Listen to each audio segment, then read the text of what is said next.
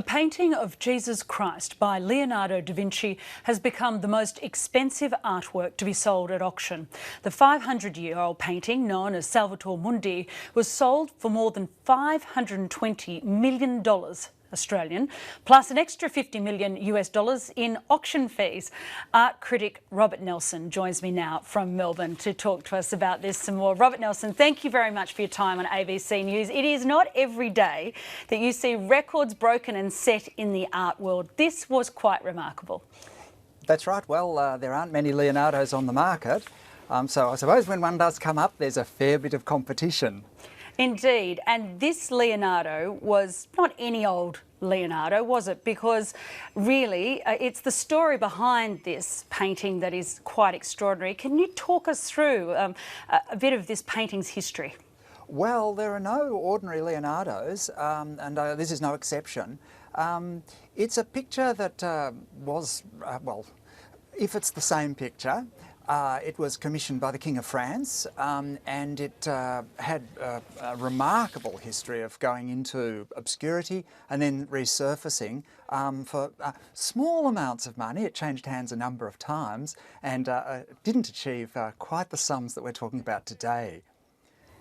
Well, indeed. I mean, and you say if it's a Leonardo, because there are plenty that believe it is, but there are equally those that are serious scholars that do doubt its authenticity, even despite that incredible price today. Yes, well, I haven't actually seen the original, so I can't actually dispute the attribution, but what we can say is that there are some consistencies, remarkable consistencies with Leonardo's style, especially late. It recalls his own St. John the Baptist. It's got a severe sort of frontality, which is perhaps a little bit unusual in his work, but then, you know, the concept of this saviour of the world requires that, I guess, so it doesn't rule it out. But we've also got to remember that there were a lot of imitators. The Italians call them Leonardeschi, and they were very good painters. In fact, most 16th century paintings are very good.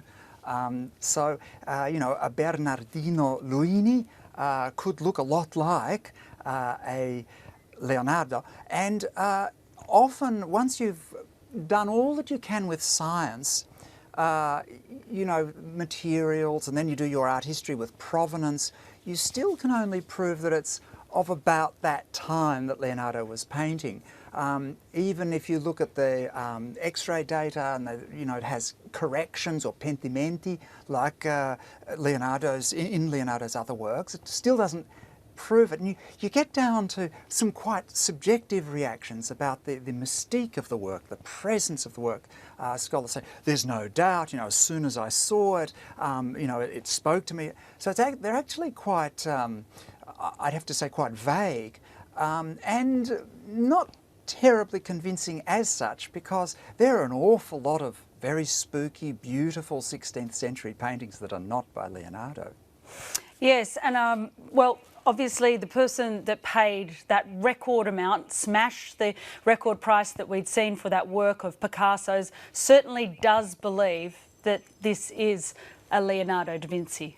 Yes, and I think in a way it's a self-fulfilling belief that it creates confirmation bias, in the sense that that person, consortium, clearly believed very strongly, must know in order to lash out that kind of sum. It can't have been a caprice. So that tends to be fairly persuasive. Whether or not that's going to convince the scholars is another matter. They're often you know, simply swayed by whether or not there are other contenders who could have painted that picture.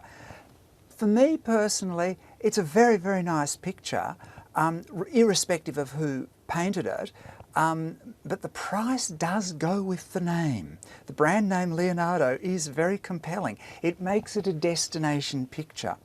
And also, you know, I like to talk about it because I can see Leonardo in it. You know, I can the Christ, though more severe than many of his other figures. You know, if you think of the St. John as a sort of slightly libidinous presence. But nevertheless, this Jesus is a little bit androgynous.